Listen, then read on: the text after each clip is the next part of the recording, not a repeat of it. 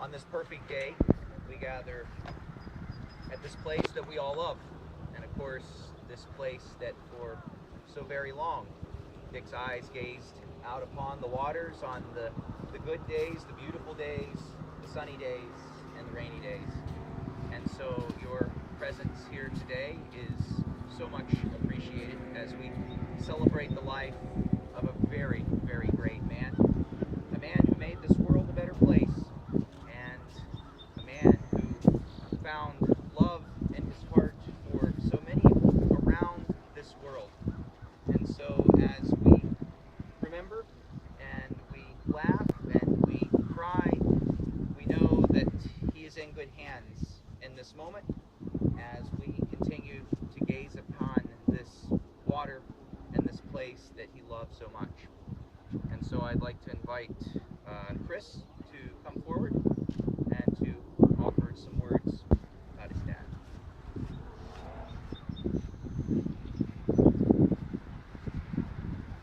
Thank you. I'm Chris Cunningham. Dick Cunningham was my dad. And on behalf of my dad and all of our families, I'm very glad that you're able to be here this morning. Joe, thank you. My dad was a great man. He loved me a lot after I left, when I came back. He loved my mom. He loved everybody. He loved this place, Chatham, his second home, as he came to love the Dexter family and the Oyster Pond and Emily and everybody here in Chatham. Dad was an inspiration to me. He's why I went into the Marine Corps. And I like to think that I'm a better man for all the lessons that I've learned from Dad. So thank you.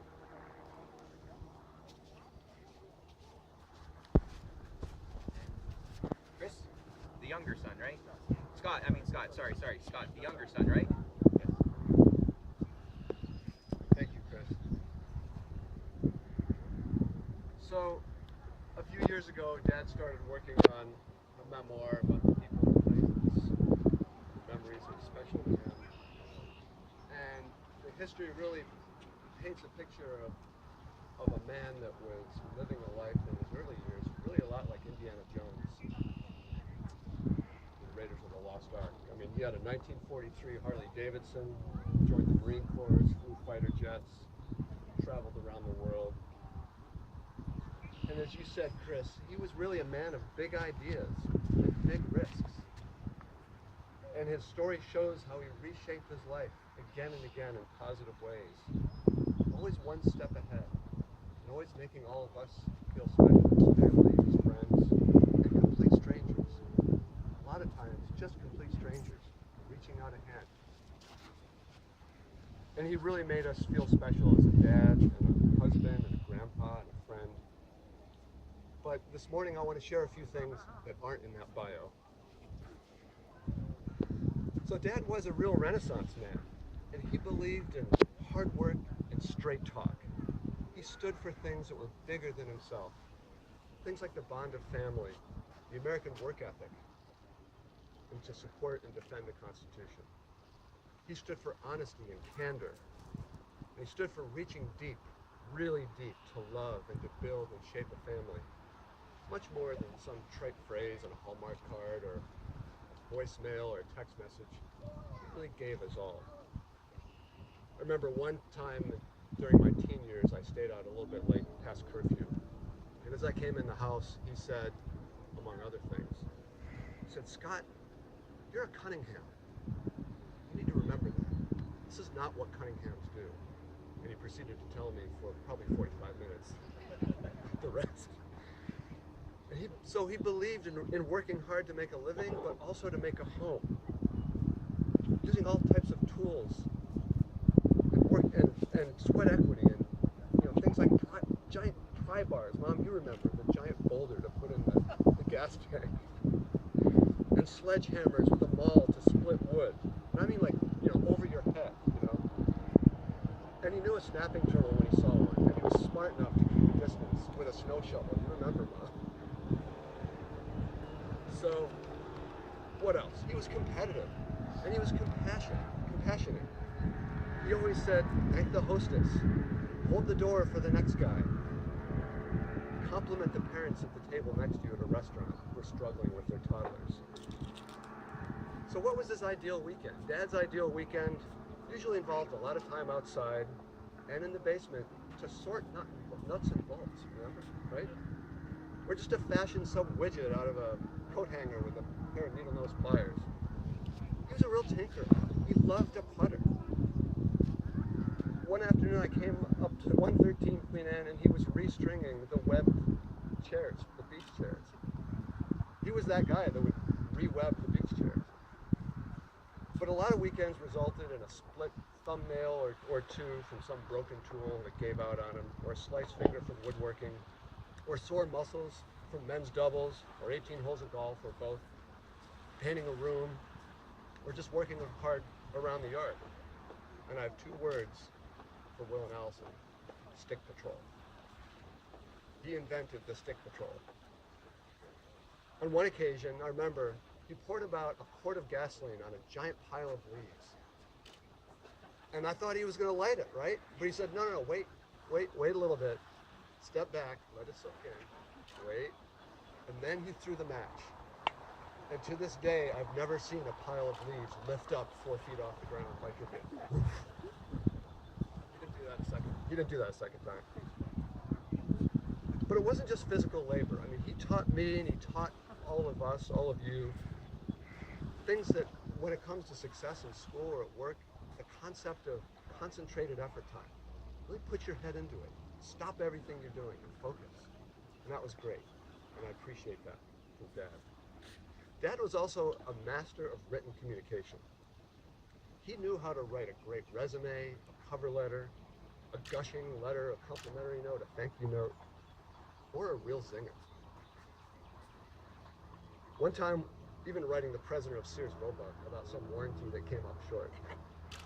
And he got a response. And he always got a response because he was so polite, so syrupy as he dished out the complaint. He was good at it. He could balance it that way.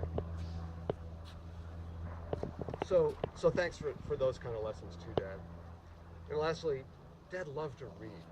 Read. Novels, and the New York Times, and the New Yorker, and more novels, and ebooks. Dad taught me a lot of important life lessons, like how to be an adult, how to be a parent, how to master the charcoal grill, how to run the washing machine. I think in junior high. Actually, Mom, yes, you get credit for that. He also knew how to transform the coldest winter day into the best day of the year with a toasted PB&J with lettuce. Iceberg lettuce. Try it. It's really good. It's really good. And of course, hot tomato soup. And he took me on endless errands to ply the tool department at Sears or some other place, or Decker's shirt store in somewhere. And there's this one time, right around 4th grade, we had moved to Chicago, and I was still a little kid. And we're walking through the mall, and I remember it like it was yesterday. And we held hands. We just held hands, walking through the mall. So, Dad wasn't much of a hugger, but he did have this thing that I think he sort of trademarked, which is the handshake hug. So right now, if you would, turn to someone next to you, shake their hand and give them a hug. Right now. Just turn forward.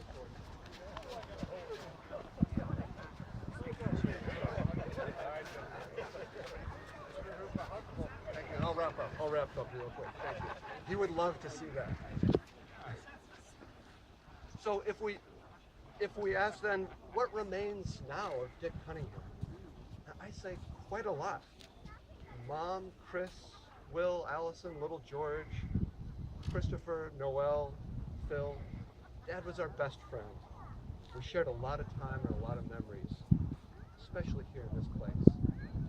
He taught us humility and respect. And I've tried to live up to his standard. He taught us how to love and never to hate, not even our enemies. He taught us to care for each other and told us to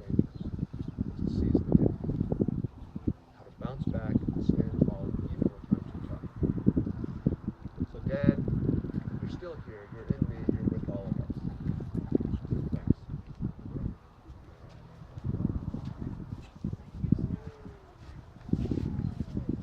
John Edge, or on here to read? Yes.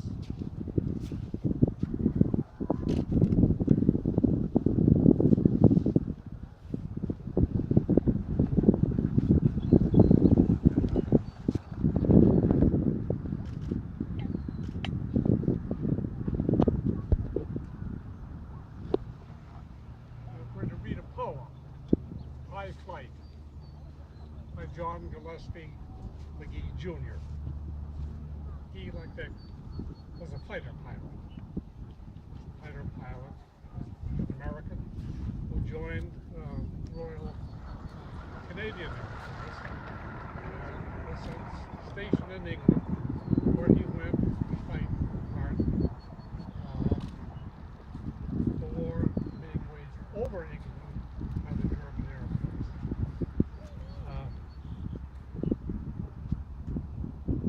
This poem is a poem by a pilot on the sheer joy of flying solo in a very fast plane. Emily says this poem is the epitome of Dick's love of flying. High flight. Oh, I have slipped the surly bonds of earth and danced the skies on laughter-silvered wings. Sunward I've climbed and joined the tumbling mirth of sun-split clouds, and done 100 things you have not dreamed of, wheeled and soared and swung, high in the sunlit silence, hovering there, I've chased the shouting wind along and flung my aircraft through footless halls of air. Up, up, the long delirious blue, I've topped the windswept heights with easy grace, where never lark nor ever eagle flew. And while, with silent lifting mind, I've trod the high untrespassed sanctity of space, put out my hand and touched the face of God.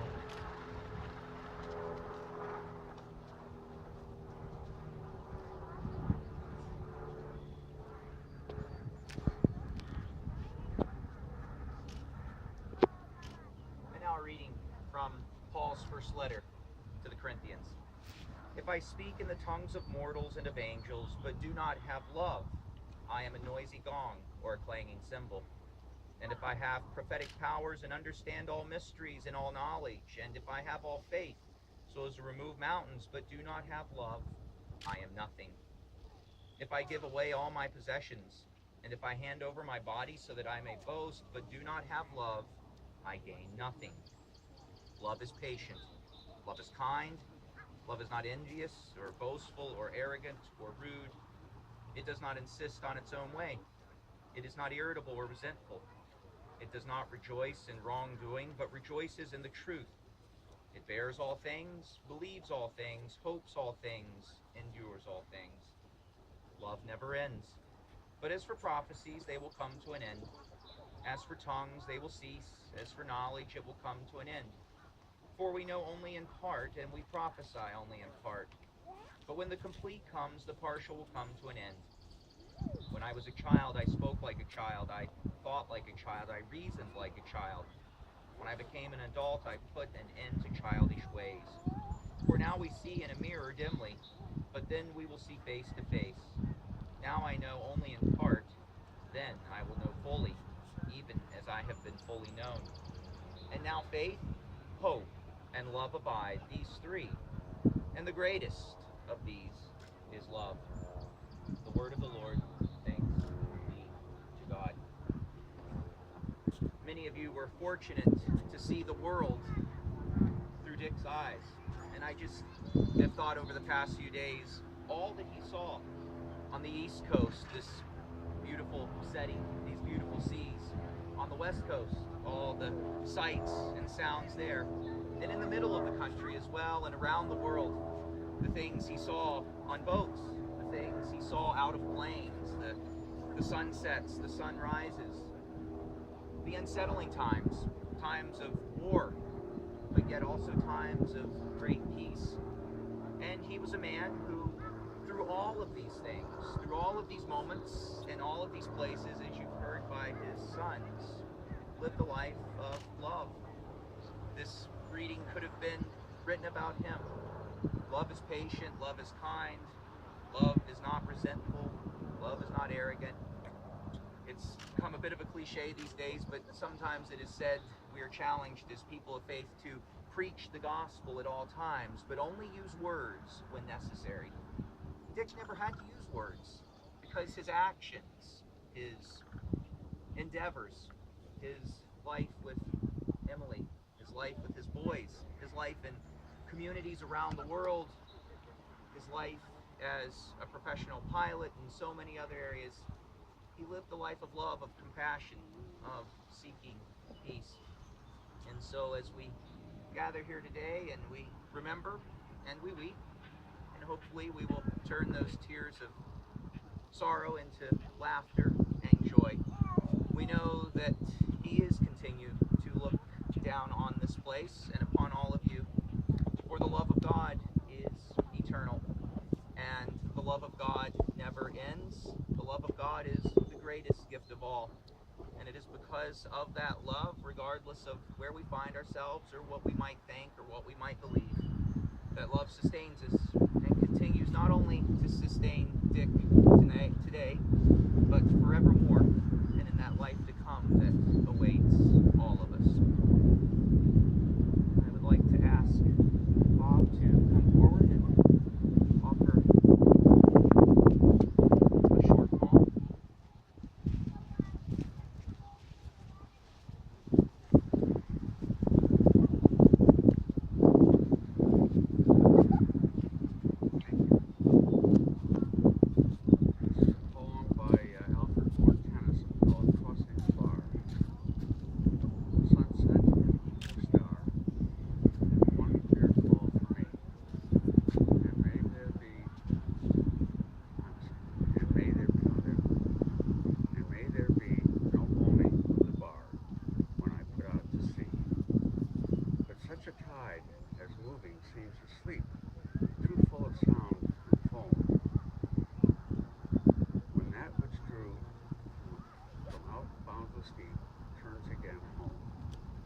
Twilight and evening bell, an effect that hath the dark. And may there be no sadness of farewell when I embark. For though from out our bourne of time and place, the flood may be far. I hope to see my pilot face to face when I have crossed the bar.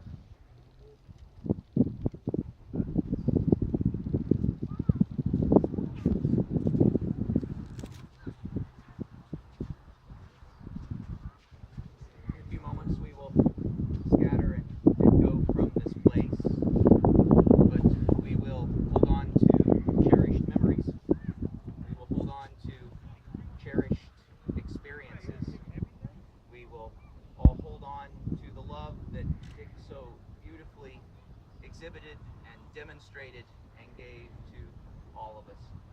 And so now let us join our hearts in prayer. Almighty God, great creator of the universe, of the skies, the clouds, the sunrises and sunsets, great creator of the ocean, of the sand, of the shores, of the marshes, we gather in your creation, in this little spot that Dick so greatly loved. We gather as family and friends, members of community who shared in some way in his life. And so as we stand here on this shore, as waves continue to go in and out, may we not lose hope.